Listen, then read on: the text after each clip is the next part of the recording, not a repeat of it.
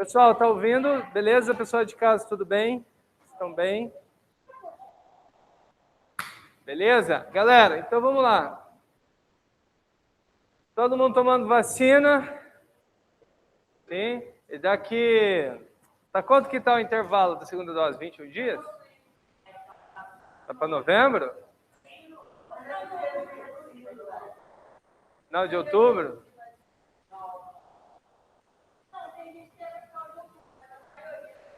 Que dia que é hoje? 15? Ah, então tá o prazo estendido, né? De 3 meses. É, mas eu acho que vocês tomam antes. Bom, e aí... Então, lá no comecinho de dezembro, todo mundo aí lambendo parede, lambendo corrimão. É.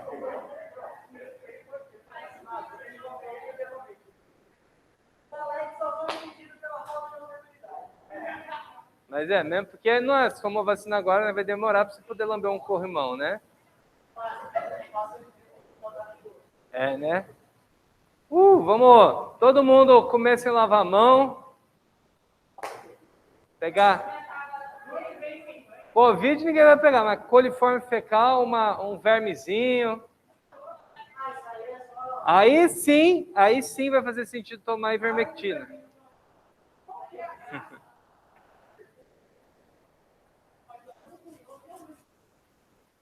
É, exatamente. Bom. Oi? Já tomei as duas, faz tempo já. Oi? Eu tenho 35. Galera, atenção, bora Alexandre. Ó.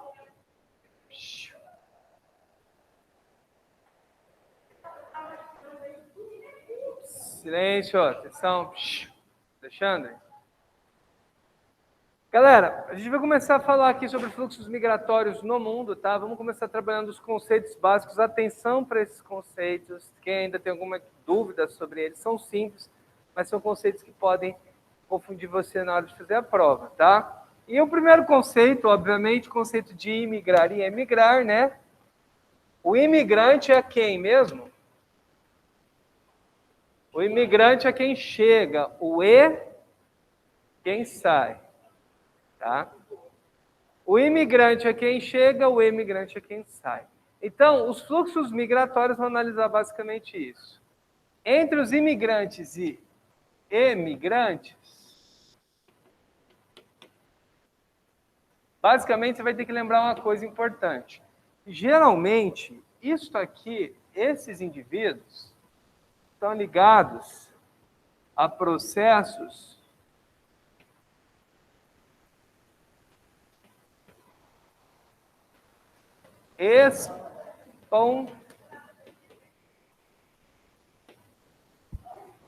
Então, processos espontâneos. Quando a gente fala migração espontânea, tá, eu estou falando basicamente o que é para vocês? Que as pessoas estão escolhendo sair e chegar, estão escolhendo se movimentar. É importante a gente separar isso do refugiado que a gente vai falar daqui a pouco. Não, é um pouco mais complexo, tá? Oi? Não estou entendendo nada que você está falando. A propósito, você falou. Acontecendo muitas coisas.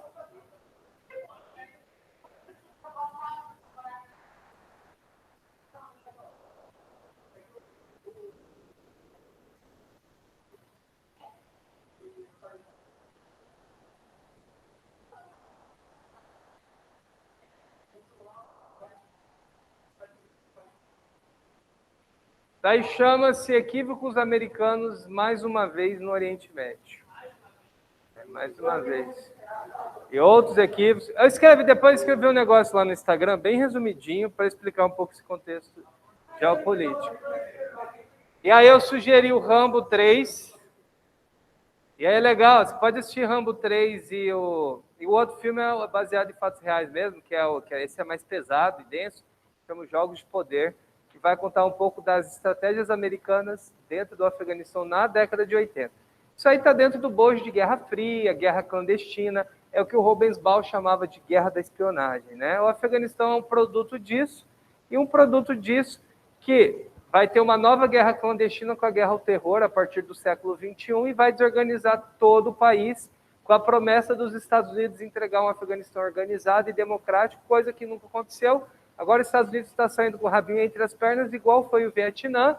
Naquele caos, a diferença é que no Vietnã você não tinha um aeroporto com aviões daquele jeito, você tinha porta-aviões com helicópteros sendo jogados ao mar, né? A cena é bizarra e é mais um desastre de política. Oi? Ué, procura depois no YouTube retirada de Saigon. Ou saída de Saigon, você vai ver. O quê? Hã? Foi em vários sentidos. Tá? Por quê? Porque quem produziu isso foi os Estados Unidos. Beleza? Culpa tem um nome para isso, chama Estados Unidos, e o que ele causou de desorganização lá. Tá? Ali na região, né? Aí é erros que vão perdurando até os anos 80, que o Biden fez para continuar o que o Obama tinha começado. Falar o seguinte, vamos tirar os nossos daqui, o problema é de vocês, se viram, não vou mais interferir desta forma. Mas eu acho que não vai, eu acho que os Estados Unidos vai ter que não voltar, mas reposicionar algumas ideias sobre ali, senão ele vai perder o controle para situações um pouquinho mais sérias fora do Afeganistão.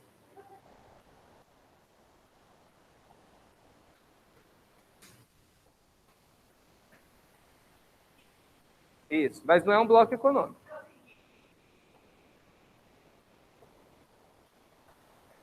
Representa os países que apresentaram o maior crescimento econômico naquele período ao qual esse termo foi criado. E foi no começo do século XXI.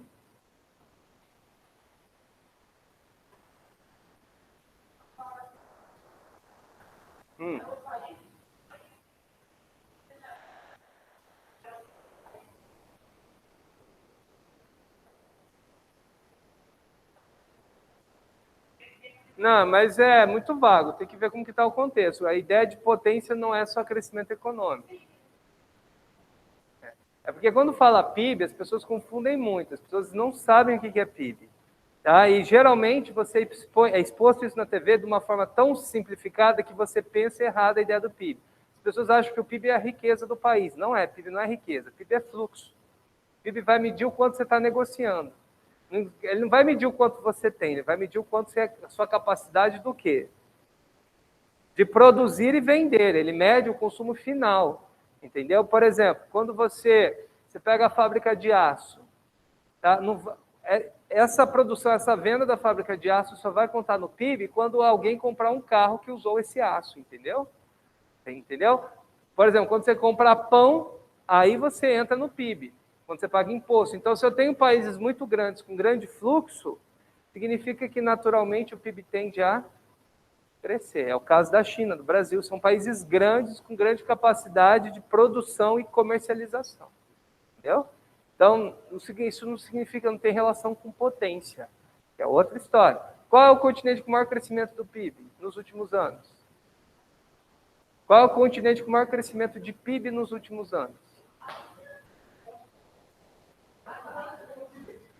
África, continente africano. Crescimento médio do PIB de 5%. Qual é o país da América do Sul nos últimos anos que teve maior crescimento do PIB? Os dois? Nos últimos anos. Bolívia e Peru. Tá? Principalmente Bolívia. Bolívia crescia 5%, enquanto o Brasil estava com PIB em menos 8, menos 0,8, enfim. Tá? Então, por isso que é importante vocês entenderem. PIB é uma parada legal para medir fluxo. Tá? Tipo agora, não interessa o quanto você produziu em 2020. Se parou o comércio, se todo mundo parou, essa produção não soma no PIB porque ela não foi comercializada, o produto final não foi vendido. Então, por isso que o PIB agora do Brasil, o que vai acontecer? Com a redução das restrições, é óbvio, o que vai acontecer com o PIB? Vai subir. Ah, o PIB cresceu. É óbvio que o PIB cresceu, as pessoas estão circulando. Mas significa que isso trouxe melhorias profundas ou estruturais para a economia? Não, tá? Não. Mas aí você vai ver, o que você vai ver é a propaganda agora de crescimento do PIB. Ó, o PIB cresceu, que claro, estava boa parte para. O Brasil nunca ficou parado de vez, né? Ficou, sei lá, um mês só. Aí volta a comercializar, o PIB volta a subir. Até chegar um ponto que vai gerar um colapso aí em função da inflação, enfim, né? É interessante observar. Isso tem muita relação com o fluxo migratório, tá, gente? Quando você tem um lugar com PIB crescente, né, significa que os fluxos estão aquecidos, é natural que esse lugar passe a ser um polo que comece a atrair gente, gerando o quê? Processos migratórios espontâneos. Beleza? Bom, dentro dos processos migratórios espontâneos, tanto imigração quanto imigração, a gente tem que trabalhar duas lógicas. São as áreas. Diz, dá para ler ou não?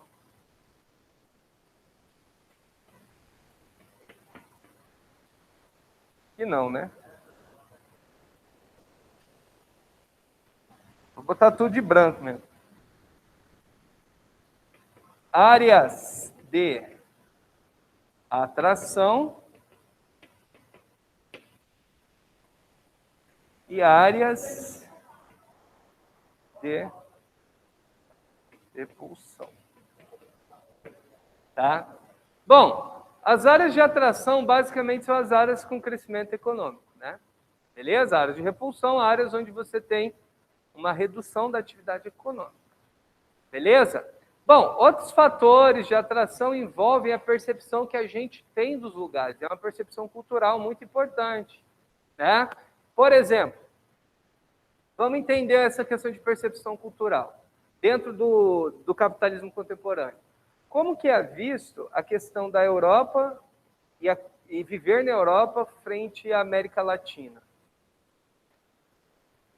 Oi? As pessoas vão pegar essas frases prontas, lá na Europa é melhor, condição de vida é melhor. O que mais que as pessoas falam? Supostamente a oportunidade de emprego é melhor. Salário maior. Câmbio, né? E a qualidade de vida. Esses fatores, se você pegar, são fatores que a gente usa e são bastante inespecíficos, né? São inespecíficos. O que é viver melhor? O que é estar melhor? Entendeu? Quanto que ganhar lá mais é vantajoso, haja vista que eu vou ter um custo alto para me conectar com o meu país, entendeu? Então, essas questões aí, obviamente que as pessoas não vão parar para pensar sistematicamente antes de decidir para a Europa. A questão de que na Europa tem mais oportunidades, eu posso me dar bem lá porque lá é melhor, isso que vai movimentar muita gente a querer ir para a Europa. E esse fluxo foi intenso do Brasil para a Europa, principalmente em quais décadas?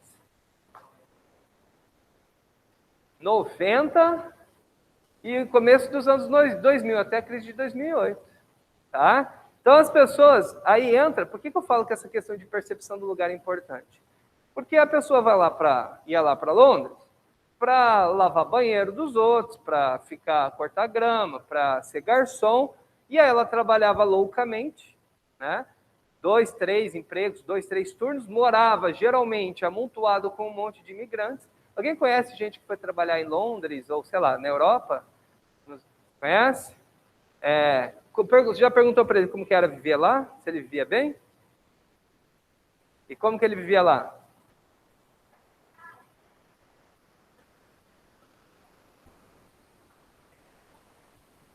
Mas e agora o quê? Virou corretora. Mas ela ficou de vez. Mas como que era o começo quando ela morava lá? Ela já explicou? Ela morava nesses apartamentos que morava um monte de imigrante? Não? Depois pergunto. Você? Oi? Uhum. E ela vivia onde? Com um monte de gente? Então, quando você para analisar isso, como que você fala que vivia assim a qualidade de vida? Entendeu? É questionável. Mas as pessoas vão com a ideia de juntar dinheiro. Então, elas, na verdade, elas criam essa ideia de qualidade de vida, mas quando elas chegam lá, no primeiro, essa regra de quem ficou não é o padrão, é uma exceção. E ela vai te falar isso, você perguntar, quem que é parente sua? Né? Ela é uma exceção à regra, ela se deu muito bem. E, na verdade, as pessoas vão lá porque ela é melhor, lá é melhor, lá é melhor, mas ela lá está disposta a viver mal para juntar dinheiro. Está entendendo? Então, isso é bastante curioso, bastante interessante de observar. Aqui no Brasil, será que essas pessoas estariam dispostas a ser faxineiras aqui, a trabalhar do mesmo jeito que elas trabalhavam na Europa? E morar do mesmo jeito que elas moravam na Europa? Aí fica a questão, sabe? Então, essa imagem que se cria de oportunidades e tal, acabou gerando um grande fluxo para esses lugares, sobretudo aqui da América Latina.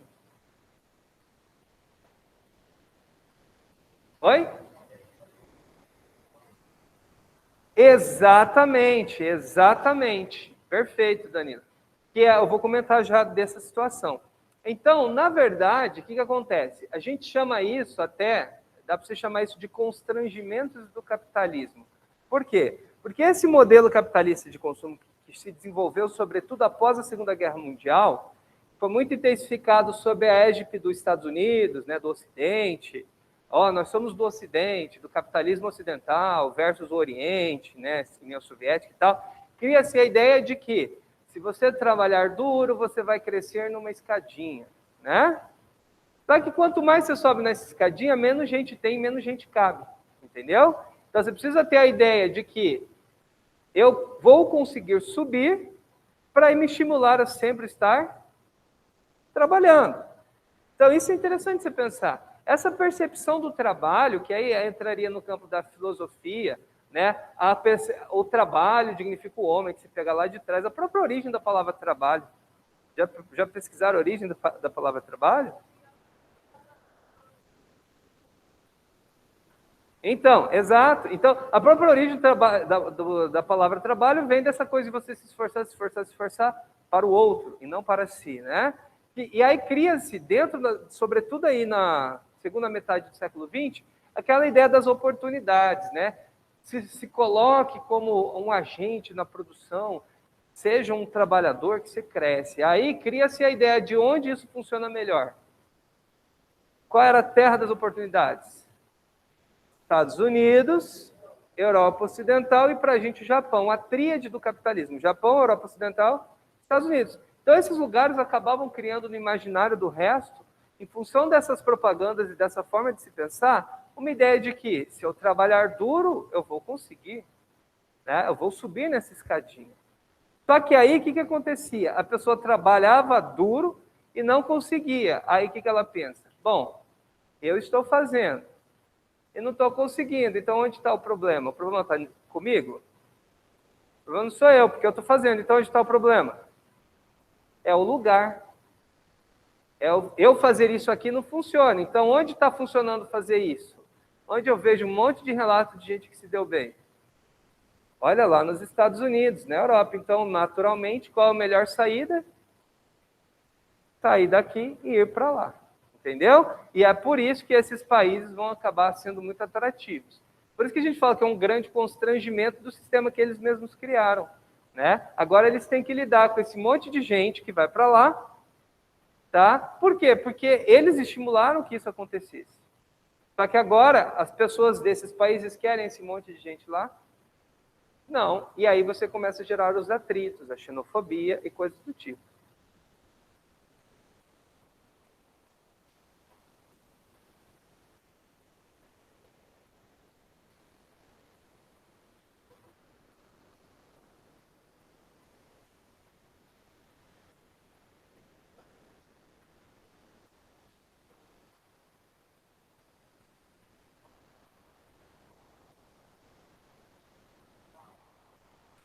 Mais ou menos. É que quando você fala desse jeito, parece que o Japão teve algum direito de escolha. Para pensar. O Japão, ele ataca os Estados Unidos. Ele não tem zero direito de escolha. Ele vai fazer o que os Estados Unidos mandar. Os Estados Unidos era o mandatário do Japão. O Japão estava subordinado aos Estados Unidos. Então, em momento algum, houve no Japão qualquer perspectiva de se aliar a modelos socialistas comunistas. Zero, porque ali era uma base americana, base militar americana, e o Japão não tinha menor direito de deliberar sobre nada em relação a isso. Ele não tinha força de defesa. Então, essa visão de que o Japão, de alguma forma, teve a chance de escolher, é equivocada.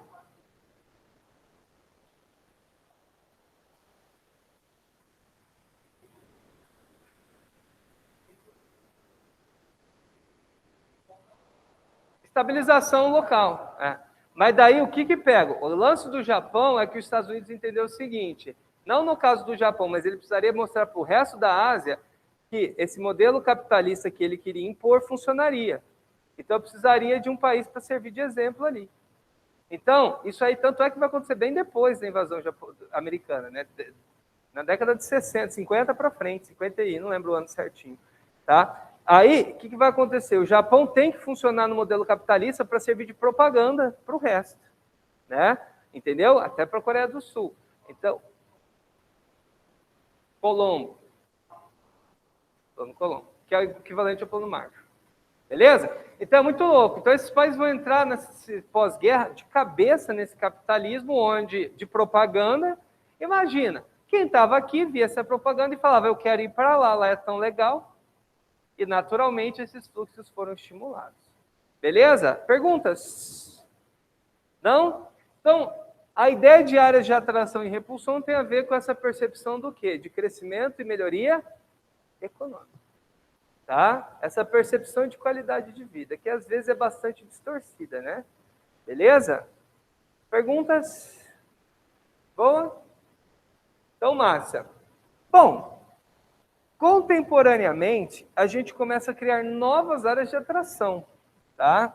E aí essas novas áreas de atração, eu gosto sempre de lembrar, elas vão ser interessantes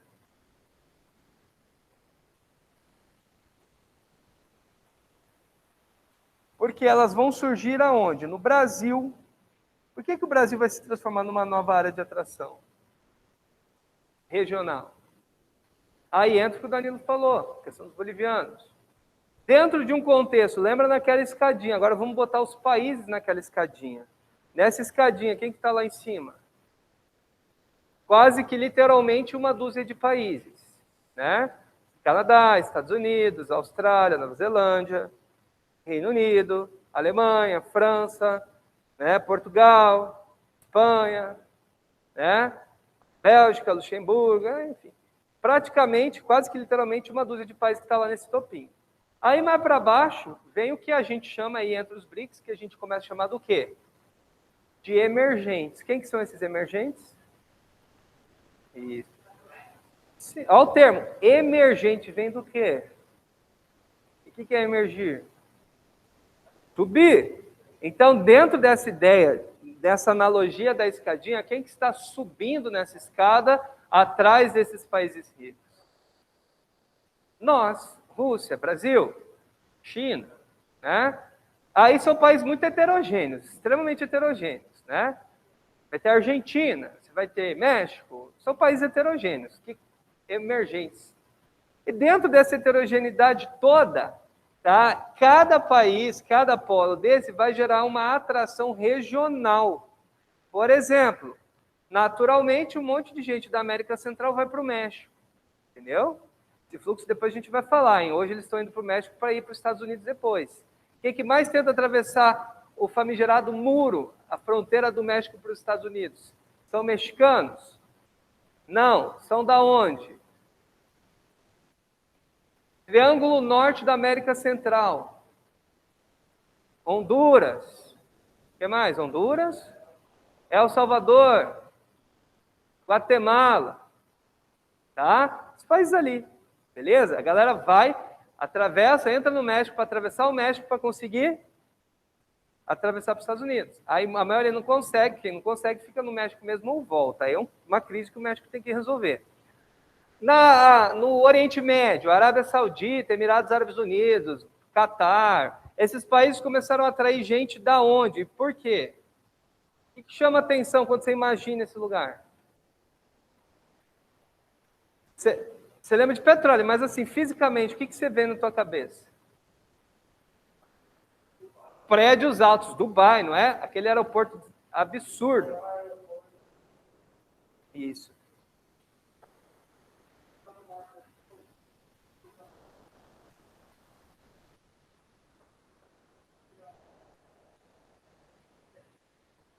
Não, na verdade, tem um buraquinho, você caga na janela. Ah, gente, se eu estou no 40º, no 58º andar, eu vou mijar pela janela, quero que se foda, né? Vai vaporizar tudo.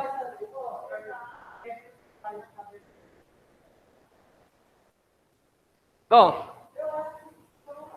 Oi?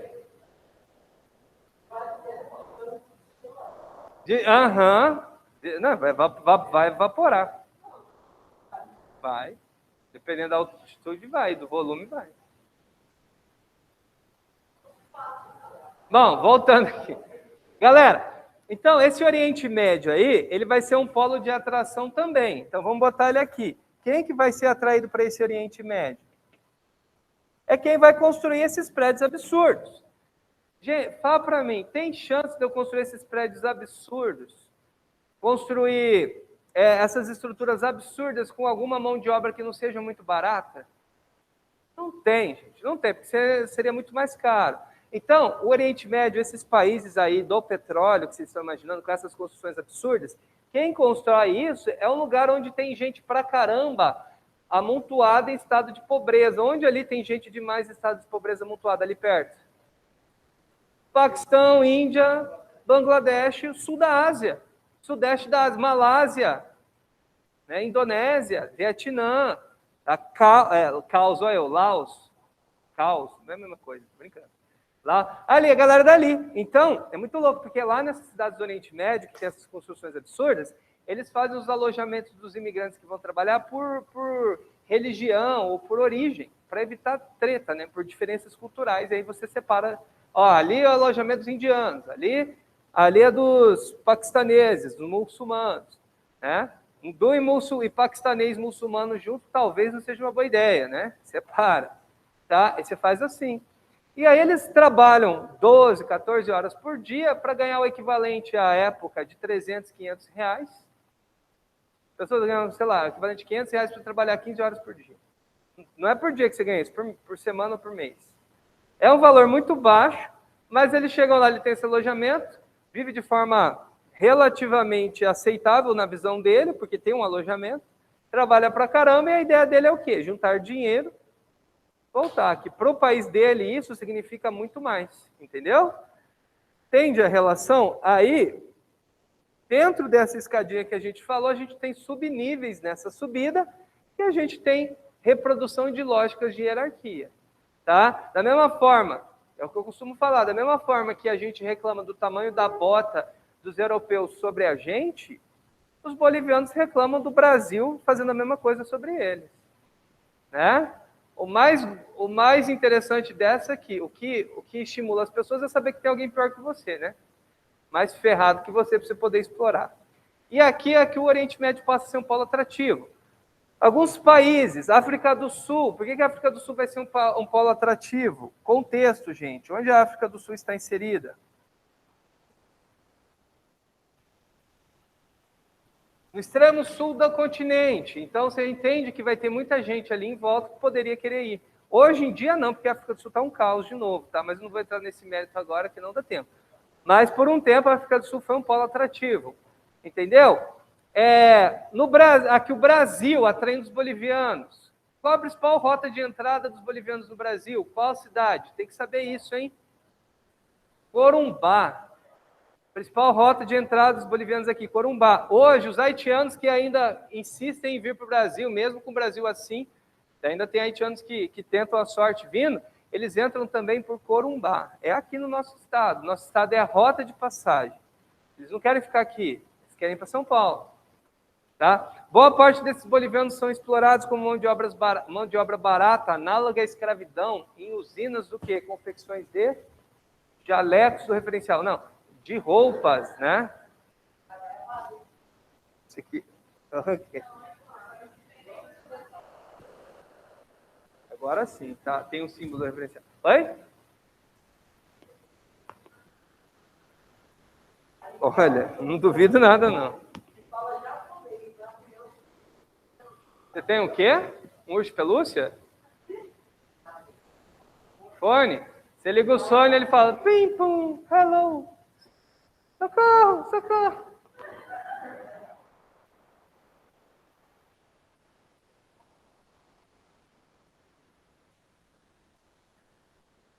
Aí você viu, promoção de viagem, né? Era o ônibus de transporte dos imigrantes. Aqui curioso. Eu ia achar legal, eu ia querer conversar. Ué, mas eu acho que tentar ver se alguém fala português. Eles têm. Eu ia achar, pô, oportunidade dessa para você aprender um pouquinho sobre o Haiti. Várias perspectivas. O Haiti é outro tema quente, hein? Por vários motivos, hein? Haiti foi o primeiro país a conseguir a independência. Vocês sabiam disso, né? Já estudaram isso? Maravilha. Se liguem no Haiti e contextos atuais. Bom, além da África do Sul do Brasil, que atrai aqui bolivianos e peruanos, você vai ter ali... Eu não botei o México aqui, né? Faltou o México.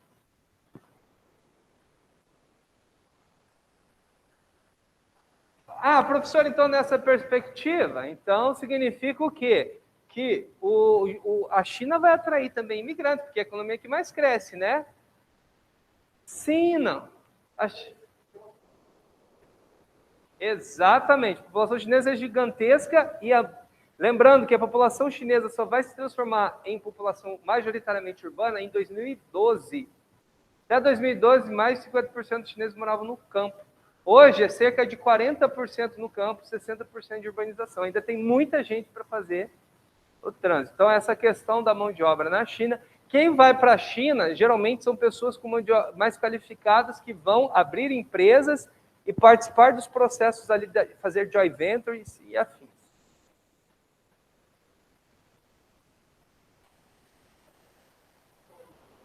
Não, não é horrível. Não é tão bom, mas está melhorando.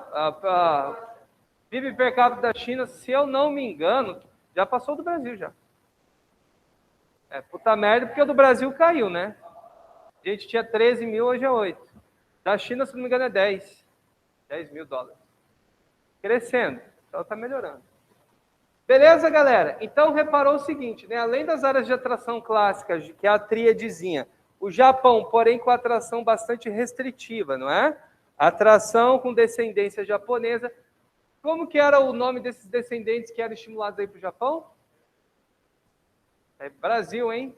Os Dekassegs. Os Dekassegs são os descendentes japoneses que eram estimulados a ir trabalhar no Japão. O Japão não queria qualquer um. O Japão, cuidado, tá? O Japão tem controles muito rígidos de fronteira e é um país bastante questionável quando o assunto é imigração, hein? Tá? Você tem problemas sérios de bullying estudantes estrangeiros no Japão. Quando eu falo sério, tipo, é sério mesmo, de culminar em violência física, de agressão e ninguém fazer nada. Ameaça de morte, Lá é umas paradas muito loucas. E brasileiro sofre muito com isso lá, entre outros, né? Tá? Então, um detalhe importante. Outro país também que você ouve falar que esse país está de portas abertas aos imigrantes. E não é bem assim. Oceania, Austrália e Nova Zelândia. Austrália e Nova Zelândia têm políticas de recepção de imigrantes bastante interessantes, porém eles selecionam imigrantes. Lembra quando as pessoas estavam questionando as ações do Trump, com toda a razão de prender e separar os filhos das mães nos Estados Unidos? Vocês lembram disso? Prendeu criancinha, botar em cela uma criança, né? Imagina como que ela vai crescer lembrando que ela foi presa, sem entender o direito por quê, né? Entendeu?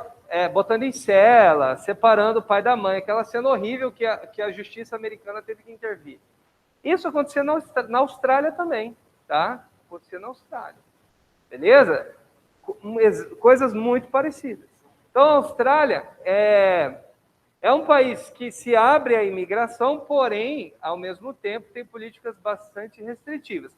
Por ser uma ilha, você concorda que é mais fácil de restringir a entrada, né? Beleza? Então é interessante de pensar. Outro lugar interessante, Nova Zelândia, mesma história, parecido com a da Austrália. Então são lugares que são legais. Para vocês que quiserem ir para lá, vocês vão conseguir, se estiver disposto, vocês vão conseguir umas coisas bem interessantes. Mas não é para qualquer um. Para pensar como que um país como a Austrália pode reclamar de falta de gente se ele está do lado das maiores concentrações populacionais do mundo. Entende? Se fosse meramente gente o problema, você é atrás de imigrante ali da redondeza. Gente é que não falta ali. Mas aí, né, quem são essas gente aí, né? Aí que tá o ponto. Beleza? Tranquilo esse cenário aqui, galera? Alguma dúvida? Entenderam bem o que a gente trata como área de atração e repulsão? Então, é basicamente voltado ao papel desse país na economia e como esse país está sendo visto na vizinhança. O Brasil, mal do jeito que está aí nos últimos anos, ele continua um polo atrativo? Continua. Menos atrativo, óbvio, mas continua. Por quê? De novo, né? Dentro do contexto regional, América do Sul, o Brasil, apesar de tudo, ainda é a principal economia da região. Entendeu? Ah, professor, e a Argentina? A Argentina está conseguindo estar pior que a gente em vários setores. Então, a Argentina, somos ainda os principais países. Então, ainda nós somos polos atrativos, sobretudo da região. O que reduziu muito é a vinda de haitianos. E os venezuelanos vindo para o Brasil? Eles querem estar no Brasil, a maioria? Não. Se liga, tá, gente? Os fluxos de venezuelanos para o Brasil cresceram muito e a maioria não vem para o Brasil. Tem gente que acha que o Brasil é o principal polo receptor de imigrantes. Não é, a Colômbia. Colômbia é onde a gente tem a maior recepção de imigrantes e refugiados venezuelanos. E muitos que vêm para o Brasil querem atravessar o Brasil para ir para a Argentina e para o Uruguai. Por quê? Primeiro, a língua. Gente, para pensar. Quando que você viu na sua vida alguma notícia positiva em algum jornal sobre a Venezuela? Pesquisa aí. Boa sorte para achar. Em algum jornal relativamente conhecido, quando você viu alguma... Será que um país do tamanho da Venezuela, que tinha um IDH bem melhor que o do Brasil, inclusive, hoje não é mais, óbvio, mas era bem melhor, será que um país que está no Caribe só tem coisa ruim? Está entendendo? Então, isso mostra muito de como se é divulgada a imagem do venezuelano no Brasil. Tá? Então, isso é um detalhe interessante. Aí, você acha que os venezuelanos querem estar no Brasil sabendo o que o Brasil pensa sobre eles? Você acha que os caras estão confortáveis aqui? A maioria não, pô, porque eles sabem que boa parte dos brasileiros olham para eles com preconceito. Por todo o contexto imposto de polarização política e tal, sobra sempre para as pessoas. Então, isso é importante de ser lembrado. Tá? Beleza? Outro detalhe também interessante é a questão linguística. Porra, eu tenho um monte de país, todo mundo fala espanhol, só aqui que não. Eu vou preferir ir para o Brasil? Eu acho que não, né? Eu vou preferir ir para um lugar onde eu me sinta mais integrado. E esse lugar provavelmente não é o Brasil. Então, o Brasil recebe pelo tamanho da fronteira que é, né? Então, isso são fatores interessantes de serem lembrados. Beleza? Semana que vem a gente vai sistematizar algumas coisas aqui. Eu vou mostrar alguns dados para vocês interessantes e falar sobre refugiado, que a coisa é um pouquinho mais complexa, migração forçada. Beleza? Tchau para vocês e até breve. Eu já tenho, obrigado.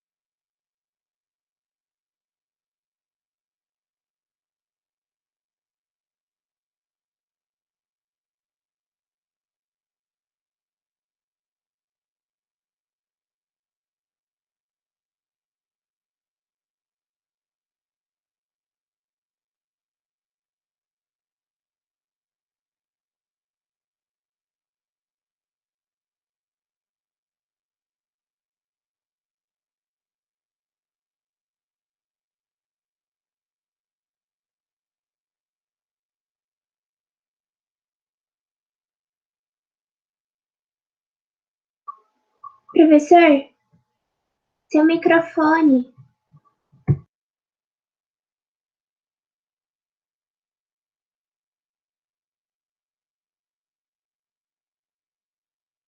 Vamos ver.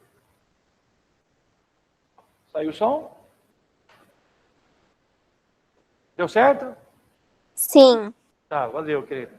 Ó, então, ó, vamos assim, uma lente é feita de vidro.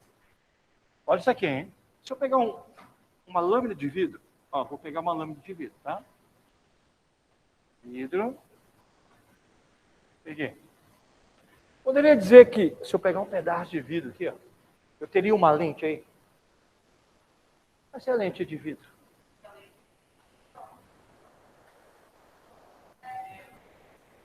Ó, o lance da lente é que pelo menos uma das faces tem que ser curva. Entendeu? Quando você pega vou construir uma lente. Pelo menos uma das faces tem que ter um raio, tem que ter curvatura, cara. Poderia cortar esse pedaço de vidro assim, ó. Ó. Aí eu poderia dizer que eu tenho uma lente? Tem, professor, porque aqui a face é curva. Sendo uma das faces, uma delas, com curvatura, você tem uma lente, cara. Poderia... Então, eu posso pegar o vidro, agora se copia para mim. Posso cortar ele assim, ó. Quer ver? Ó, vou pegar o vidro e corto ele assim, ó. Pronto. Corto ele assim. Pego o vidro, corto ele assim. Aqui, ó. E pego o vidro e corto ele assim, ó. Pronto. Você tem umas lentes aqui, ó. Tá vendo? Você tem umas lentes. Mas como eu poderia também, professor, cortar o vidro dessa forma assim, ó. Aqui e assim, ó. Poderia cortar assim. Poderia cortar o vidro dessa forma aqui, ó. Olha isso aqui. Assim, ó. Posso cortar o vidro assim, tá? Poderia cortar o vidro assim também, ó. Aqui, ó. Olha só, hein? Ó.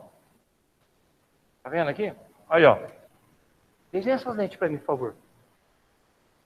Ó, todos aqueles pedaços de vidro são lentes. Por quê?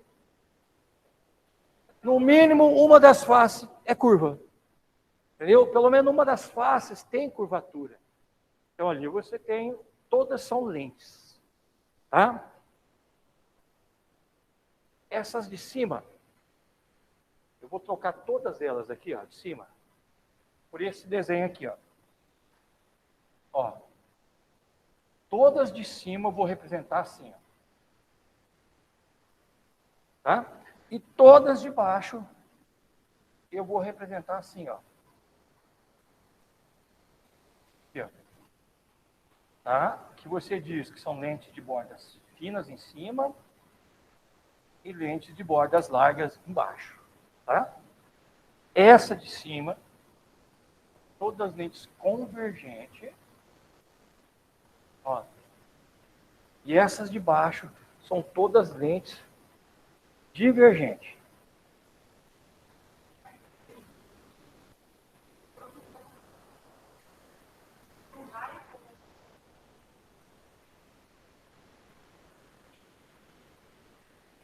Hã? Fala de novo a pergunta.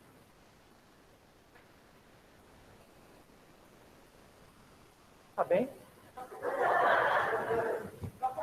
Ah, tá bom. Vai ter um remédio aqui, né? Ó, todas de cima são convergentes e todas são divergentes, tá? Olha só.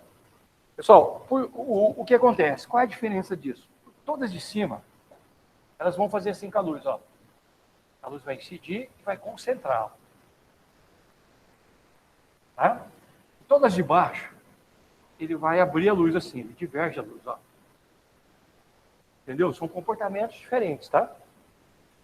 Na onde a luz concentra aqui, esse ponto recebe o nome. Como é o ponto? Foco. Ó, show de bola. Foco. Tá? Professor, todas as de cima vão concentrar a luz? Todas. Todas as de baixo divergem a luz. Isso. Tá? Ok? Ó, não vou desenhar, eu só vou representar dessa forma agora. eu quero que vocês coloquem o nome de cada lente dessa, que é importante. Tá? Vamos lá? Posso começar aqui? Primeiro aqui, ó. Plano convexa, a primeira. Vou precisar colocar os nomes, tá? Vamos lá. Primeira, plano convexa.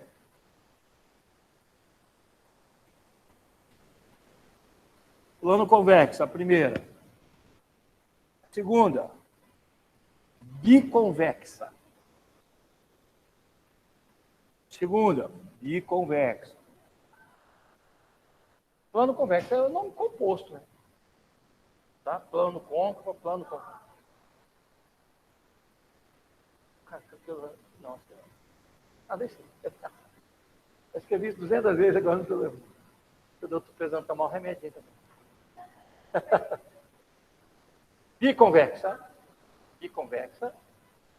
E essa outra aqui, ela vai ser côncavo convexa. A terceira aqui. Côncavo convexa. Todas essas lentes que vocês escreveram aí, elas são convergentes. Todas concentram a luz, tá? Ok? Agora vamos aqui de baixo, ó. A divergente. A primeira aqui da divergente. Plano côncava. Plano côncava. A primeira aqui. A segunda divergente, ela é o quê? Bicôncava. A segunda, bicôncava. E a terceira é convexa côncava. Cara, convexa côncava. Professor, isso é cobrado? É cobrado, pessoal.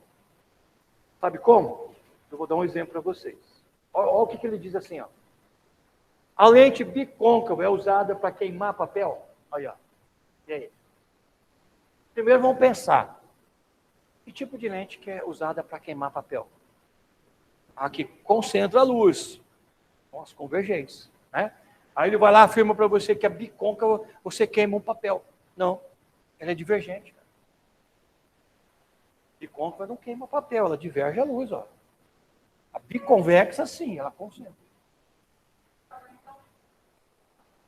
Todas as de cima, né? Ela concentra a luz.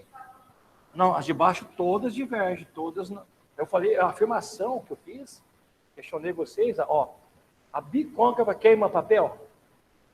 Eu não afirmei. Não, ela não. A plano côncavo não queima, essa também não queima. O que queima papel é qualquer uma das três de cima.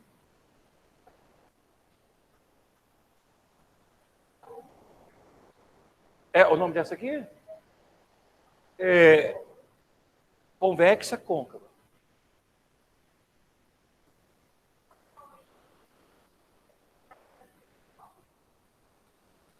A dos óculos pode ser qualquer modelo desse.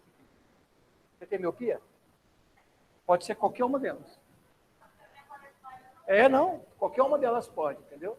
Você pode ver que às vezes você pega quem tem miopia e olha a lente de lado assim, ela é mais fininha no meio. E mais larga, não pode perceber. Se você olhar de lado, você vai ver que ela é mais fininha e depois ela fica mais larga. Porque é uma divergente. Tá? Ó, pessoal, aí só tem um detalhe que eu quero fazer. Vocês, ó, todos os exercícios que vocês forem fazer, você vai usar isso aqui. Convergente, concentra, divergente, diverge. Sempre, o tempo todo. Mas tem uma condição para isso, tá? Então, tudo que eu falei aqui tem uma condição. E o N da lente seja maior que o N do meio. Ó, pronto, essa é a condição. O que seria o N da lente maior que o N do meio? Do material da lente. E qual é o meio que você utiliza uma lente? O ar. Vocês concordam que o tempo todo é isso, essa situação que vocês estão usando? Porque o N é do vidro e o meio é o ar. Então, o tempo todo você vai usar isso aqui. Até nas questões ele vai dizer assim, ó, uma lente de vidro imersa no ar. É isso. Ó, isso serve para isso que eu ensinei vocês agora. Converge e diverge. É isso, para essa condição. Se eu inverter essa condição, ó, se o N da lente for menor que o N do meio, sabe o que muda? O comportamento da lente. Essa, ao invés de concentrar, ela diverge, e essa concentra. Você muda o comportamento da lente se você inverter isso. Mas isso aí, ó, eu estou chamando a atenção, isso aí o cara vai te cobrar só se for teoria. Mas toda vez que for fazer conta, estiver resolvendo as questões, é essa condição, porque ela está de vidro no ar. Mas então eu não posso afirmar, presta atenção aqui, uma afirmação do tipo, lente de bordas finas concentra a luz, isso aí está errado. Concorda comigo ou não? Olha a afirmação do cara. Presta atenção, turma, para de copiar aí. Você vai o tempo todo utilizar bordas finas concentra, bordas finas concentra. Não é isso? Porque a lente é de vidro. Mas, lembra que você está utilizando sempre essa ideia aqui. Mas se eu inverter isso aqui, essa não concentra mais, e essa não diverge. Inverte o comportamento da lente. Então, se o cara afirmar que lente de bordas finas concentra a luz, está errado. Como é que ficaria certo? Lentes de bordas finas concentra a luz em qual? Quando? Quando o N da lente é maior que o N do meio. Lente de bordas espessas diverge a luz quando? N da lente for maior que o N do meio. Tá? Aí é só o caso de o cara te questionar numa parte teórica. Só isso. Fala.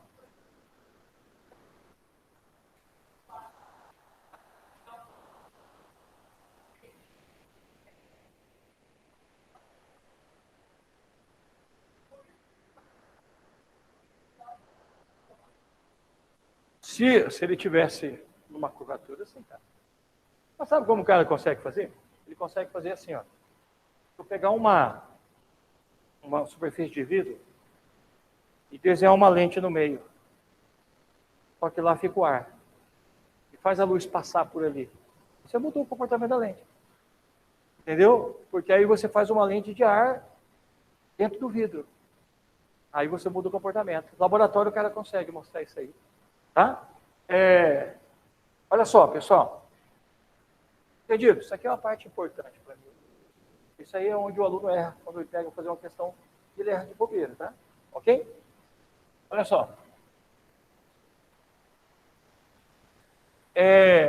Coloca aí para mim agora. Elementos principais de uma lente. Escreva aí. Elementos principais de uma lente. Tá? Coloca aí. Elementos principais de uma lente. Vamos lá? Vou pegar, pessoal, um exemplo aqui, uma lente convergente, tá? Ó, bordas finas. Pessoal, volta aqui um pouquinho, ó. Anotar elementos principais. Uma coisa que é muito cobrado, que a gente ouve o tempo todo, não é o que o cara queimou um pedaço de papel utilizando uma lente? Que tipo tem que ser? E onde é que eu tenho que colocar a folha de papel para concentrar a luz? Sempre no foco. Tá? Professor, mas por que essa ideia? Ó, tem uma equação radioondulatória que intensidade de uma onda é a potência dividido pela área. Entendeu? Ó, se você pegar o Sol, coloca uma lupa. Dependendo de onde você coloca a posição da lupa, aquela área iluminada é maior. Aí você começa a procurar uma posiçãozinha que a área vai diminuindo. Entendeu? Cara, a potência é o Sol. Então a tua potência vai ser sempre a mesma, independente se você aproxima ou não a lente. Tá? Mas aí eu tenho duas grandezas o que aqui? Inversa. Então o que você faz para queimar uma folha de papel? Você busca a menor área projetada do Sol. Porque aí você vai ter a maior intensidade de energia. Entendeu? Então, por isso que você busca pontinho. Você concentra toda a tua energia numa área pequena. Aí você tem uma intensidade de energia maior. Por isso que consegue queimar. Entendeu? Ok? E esse ponto que você consegue concentrar é o foco. Beleza? Fechou? Já queimaram já papel com isso aí? Quem nunca viu isso? Quem nunca viu queimar um papel com a lupa? Levanta a mão. Eu tenho uma lupa lá depois, próxima aula me lembra, para a gente sair ali e queimar a mão de vocês. Eu queimei a mão da minha sobrinha. Deixa eu contar a história para vocês. Olha como é que foi, cara. Minha sobrinha estava em casa, por isso era xerida pra caramba, tudo ela queria se meter. Cara, aí foi assim, olha só que engraçado. Minha mãe, na época, antes de fazer a cirurgia, cara, você olhava o olho dela lá, cara, parecia um olho desse tamanho, parece. Porque o problema dela era, ela estava com tanto grau, cara, que era incrível, assim, a deformação do olho. E eu sabia que aquela lente era uma lente convergente. Olha só o que eu fiz, cara. Minha sobrinha estava lá perto. Aí eu falei, vem cá com o tio aqui, vem cá. O tio tem uns 3, 4 anos. Ela veio, né? Pede o óculos da vovó para mim. Ela correu lá, vovó, peça o óculos, tal, pegou o óculos. Falei, me dá a mão agora, me dá a mão. Colocou a mão assim. Peguei o óculos da minha mãe assim, ó. Ai, que horror! Cara, ela tirou a mão correndo. Ela ficou parada me olhando assim, ó. Parada assim. Ela olhou para mim e falou assim, tio, vai queimar o olho da vovó. Cara, o olho da vovó não vai queimar, né, cara? Porque a lente está bem próxima do olho, o foco está longe. Aquela projeção da luz que incide é muito grande na área. Não concentra a luz. Vai queimar o olho da vovó se você pegar o óculos da vovó e for afastando. Vai chegar uma hora que vai queimar, cara, porque concentrou a luz. Hã? Nada, cara. Pega quem tem hipermetropia, um grau grande, e acha o foco e queima, cara.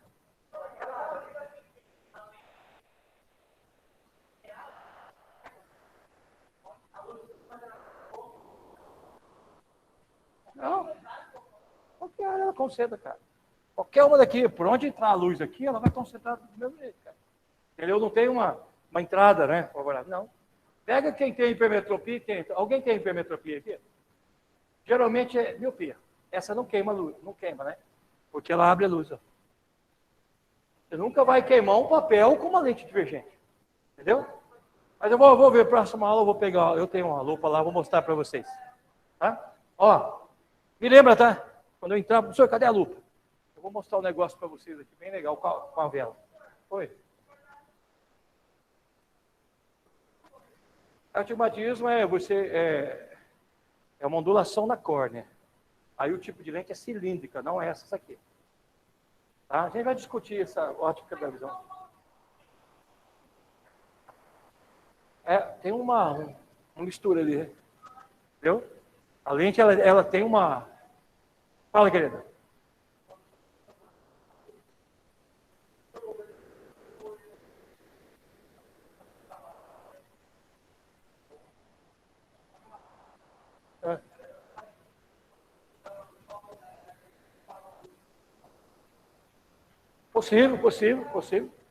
Possível, cara. Não, possível. Não é. Uma gota pode botar fogo, né, cara? Entendeu? Se você conseguir, tem uma gota, colocar numa superfície que ela fica no formato esférico, você consegue queimar. Eu já vi naqueles programas de sobreviventes, o cara conseguiu queimar, cara, com gelo. Modelou o gelo, tudinho, entendeu? A luz estava transparente, ele conseguiu fazer fogo, cara. Não é possível. Ainda mais num clima muito seco, que nem tá, é possível. Ó, me lembra, tá? Próximo aula, professor, pega a lupa lá, aí eu vou mostrar um negócio para vocês aqui na sala, tá? Olha cá. Pessoal, centro óptico, toda vez que for desenhar, não esqueça que essas distâncias aqui, ó, elas têm que ser iguais, tá? Ok? Ó. Foco, dupla distância focal. Foco, dupla distância focal. Ok? Lá no espelho esféricos, como que é o nome que a gente tem? Vértice, foco e centro. Aqui não é centro óptico, foco e 2 vezes a distância focal, tá? Ok? Olha lá. Conheço os elementos principais de uma lente. Vamos colocar os raios principais agora de uma lente. raios principais agora. Todo raio que incide paralelo na lente, atravessa a lente e passa pelo foco. E o paralelo passou pelo foco. Só que olha a diferença. Pessoal, toma cuidado com isso aqui. Ó. O espelho esférico também vai fazer imagem, vai formar imagem. Mas qual é a diferença do espelho com a lente? O espelho, a luz bate no espelho e volta. Reflexão. A lente é transparente. Atravessa a lente. É uma refração. Tá? Formação de imagem em espelhos é reflexão. Formação de imagem em lentes é refração. É a própria refração que faz a luz desviar, cara. Por isso que ela desvia, pela refração. Tá? Por isso que a sequência vem, ó. Fenômenos da reflexão, espelho plano, espelho esférico, tudo reflexão. Aí você estuda refração da luz. Aí vem lentes. Entendeu? Ok? Olha só. E aí lá na óptica, dos princípios da propagação da luz, se ele incide paralelo, passa pelo foco, se você inverte o sentido, o caminho é o mesmo.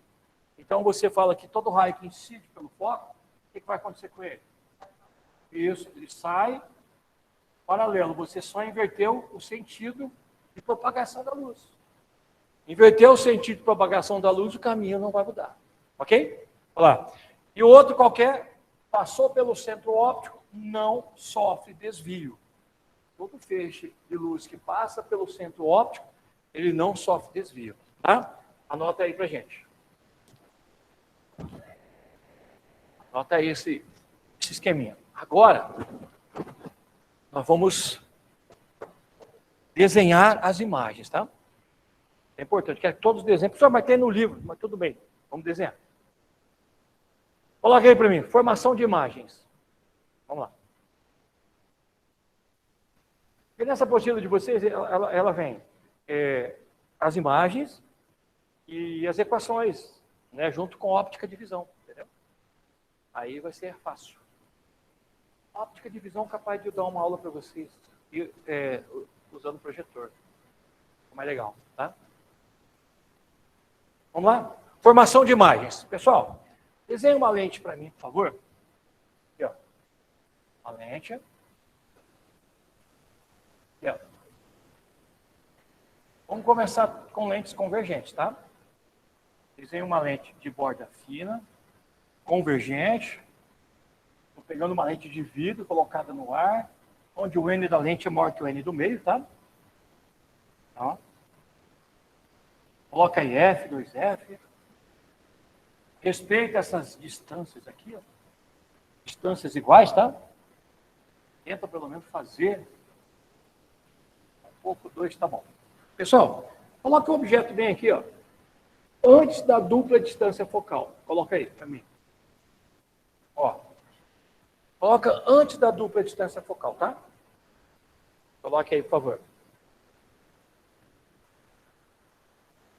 Desenharam? Ó. Desenha, tá? Não precisa ter na apostila, não, cara. Desenha que fica melhor para você. Na hora de uma prova, você vai ter que fazer esse desenho. Vamos lá? Ó. Partindo do objeto, todo raio que sai, tudo da cabeça do objeto. Incidiu paralelo, o que ele faz? Foco. Desenha o primeiro raio para mim, por favor. Incidiu paralelo, refratou na lente, atravessou a lente, passou pelo foco da lente. Tá? Esse é um. E o outro, passando pelo centro óptico, ele não desvia, certo ou não? Ó, todas partindo do mesmo ponto. Ok? Não encontrou aqui? Aqui está a imagem. Lembre-se que sempre o pé da imagem está no eixo. Então, aqui você tem a imagem, ó. Sempre o pé da imagem no eixo. Aqui você tem a imagem. Bem nesse pontinho aqui. Classifiquem para mim. Deixa eu só recordar um negócio para vocês. Toda imagem invertida é o quê? Real, real. Toda imagem direita, ela é virtual. Né? E lembre-se daquele lance que eu falei para vocês, turma. Toda imagem projetada é real. Eu não posso esquecer isso. 3 coisas extremamente importantes dentro da óptica. invertida é real, direita é virtual, imagem projetada é real e invertida. Tá, professor? Então, toda vez que eu projeto uma imagem, ela tem que ser invertida. Sim. Tá? Ok? Então, como é o nome dessa imagem? I menor. Isso, escreva aí. Real, invertida e menor que o objeto. Tá? Real, invertida e menor que o objeto. Então, toda vez que você coloca o objeto antes da dupla distância focal, vai ser real, invertida e menor. Ó, as bordas. Ó, as bordas. Só estou fazendo bordas finas. Bordas finas. Tá? Só convergente, por enquanto. Coloque o objeto agora em cima de 2F. Vamos lá. Objeto em cima de 2F agora. A primeira lente, coloca um exemplo para mim na primeira lente. Pode colocar para mim máquina fotográfica e globo ocular. Coloque esses dois exemplos no primeiro para mim. Máquina fotográfica e globo ocular. Ok? É esse princípio básico aí. O olho humano tem esse princípio básico. Você vê um objeto, você tem dentro do olho fibras que se comportam como uma lente convergente, que projeta a imagem lá na retina. Real, invertido e menor, sempre. Máquina fotográfica, o princípio básico também é praticamente esse. Você tem um objeto, atravessa a lente da máquina, projetando o filme a imagem no filme da máquina. Entendeu? Sempre vai ser assim, real, invertido e menor. Ok? Quando você coloca em cima da distância, dupla distância focal, vamos desenhar. Pediu um paralelo e aí? Passa pelo foco. Isso aqui vai ser sempre. Ó. Agora você vai ter uma situação que você vai passar pela dupla distância focal. Cara, nessa situação, a tua imagem vai dar exatamente, se você desenhar igual, embaixo de 2F, tá? Mas, ó, ela só fica aí se você desenhar essas distâncias iguais, tá? Mas toda vez que você coloca o objeto em cima da dupla distância focal, a tua imagem está embaixo da dupla distância focal. Que tipo? Real invertida é igual agora, tá? Quando você coloca o objeto em cima da dupla distância focal, a sua imagem é real, invertida e igual. Real, invertida e igual. Quando você coloca agora, exemplo, coloca um exemplo aí. Coloca aí máquina de xerox. Tá? É assim. Lá você tem uma lente, cara. Tá? Professor, mas eu vou lá, às vezes, tirar uma cópia e peço para o cara diminuir o tamanho da imagem. Peço para o objeto, o cara, tirar uma imagem do mesmo tamanho. Por que que dá certo? Porque lá o cara, quando você pede para alterar o tamanho, ele só muda a posição da lente. Entendeu? Na verdade, você fica mudando a posição do objeto. Então, professor, poderia ser o primeiro caso máquina de xerox, sim? Quando você vai e pede para tirar uma cópia e pede para reduzir o tamanho. Ok? Ó. Agora vocês vão colocar, agora eu quero que vocês desenhem. Entre 2F e F. Desenha essa para mim, vocês. Vai. Coloca agora, entre 2F e F. Quero que vocês desenhem para mim essa aí. Desenhe e classifique essa imagem.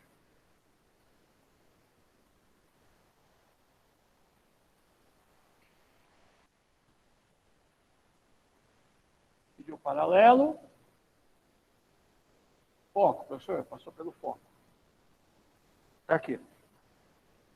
E o outro passa pelo centro óptico. Está aqui. Tá? Vou tirar, vou colocar colocar o 2F para cá um pouquinho. Agora ele não fica em cima de 2F. Tá? Agora ele não sai mais, não fica mais em 2F.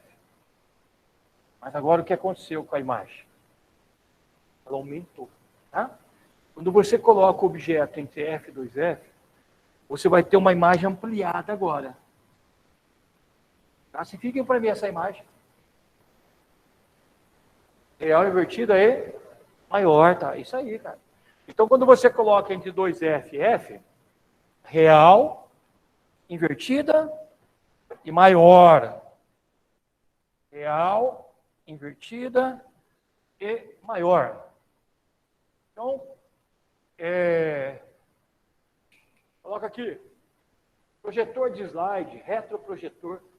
Aí, ó, data show, é isso aí. Entendeu? Quando você projeta uma imagem ampliada. Tá? Ok? Coloca aí, projetor de slide, data show, tudo baseado nisso aí. Tá? Agora vamos aproximar mais um pouquinho o objeto. Então, professor, esse último caso ficou real, invertida e maior. Isso. Agora, pessoal, vamos fazer assim? Ó. Vamos colocar o objeto em cima de F. Vamos lá. Vamos colocar agora em cima de F.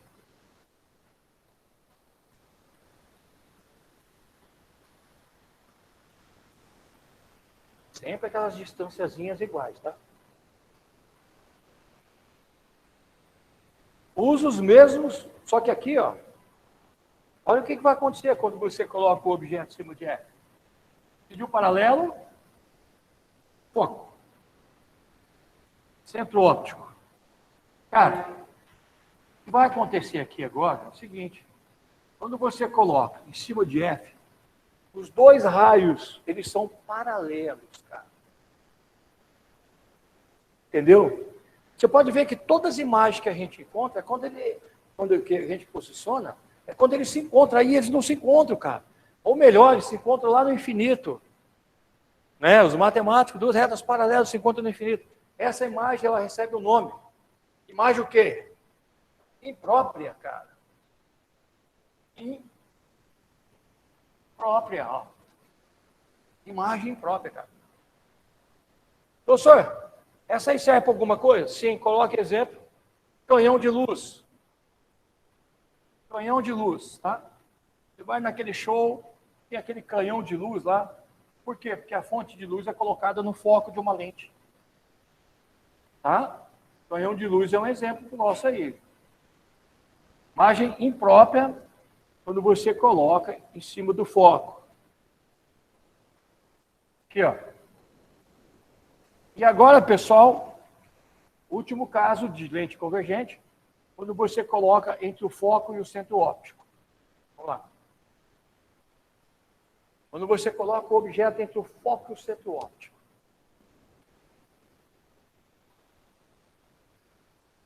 O que vai acontecer? Vamos lá? Presta atenção. Pediu o paralelo, foco. Opa. Passou pelo foco. Está aqui. O outro passa pelo centro óptico. Está aqui. Agora, o único jeito dele se encontrar, cara, você prolonga esse feixe de luz aqui. Coloca a linha contínua não, tá? Prolongamento mesmo, prolonga. Ó, eles vão se encontrar nesse ponto aqui, ó, aqui atrás. Aqui que você vai ter a tua imagem, ó. Essa é a tua imagem e esse é teu objeto, ó. Então, quando você coloca o objeto entre F e 2F, perdão, entre F e o centro óptico, você vai ter esse tipo de imagem. Que tipo? Virtual? Por que ela é virtual mesmo? Porque é direita, professor, porque é formada pelo prolongamento do raio de luz. Tá? E o tamanho? Maior. Virtual, direita e maior. O exemplo disso é a lupa. Lupa, lente de aumento. Ok? E aí, escreve só para mim, para a gente ir embora. Bateu o sino? Escreve só para a gente ir embora. Assim. Escreve aí. Lente divergente. Virtual, direita e maior. Essa, última. Agora escreve aí para a gente encerrar. Lente divergente. Lente divergente. Só um tipo de imagem. Eu quero que você escreva assim para mim. Lente divergente. Só um tipo de imagem. Virtual, direita e menor. Então, lente divergente, somente um tipo de imagem. Virtual, direita e menor. Exemplo de lente divergente, correção da miopia. Valeu, senhores. Obrigado, tá? Até a próxima. Boa semana para vocês. Fique com Deus, tá?